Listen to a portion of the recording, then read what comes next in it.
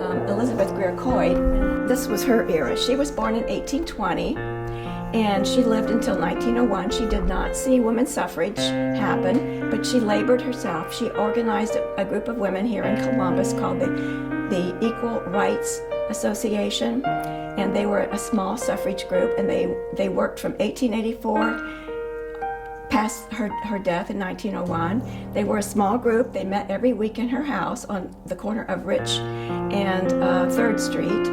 And she had very famous women stay with her, like Susan B. Anthony and Frances Willard, who was the head of the WCTU, the Women's Christian Temperance Union.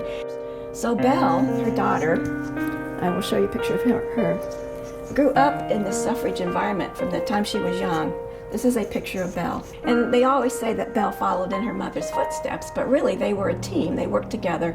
They would go out from Columbus into the hinterlands, like to Hilliard's and to all these places, and give talks to try to raise women's opinion of the voting and get them to be behind it.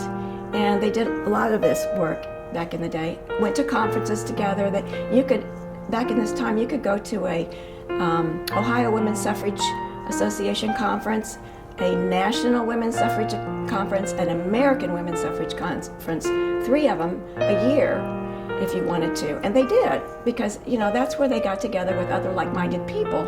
They first started petitioning the State House in 1850 when we were getting a new state constitution. 2,200 petitions of women wanting the right to vote were sent to the State House. It was introduced to the legislators who were there, and it was said, of course it was turned down 73-2, and it was said that the comments were so mean-spirited and low down that they were not even recorded in the record of that conference. So from 1850 to 1914, the women had, with petitions and with 2 referendums, had tried to get the word male out of the Ohio Constitution with no luck.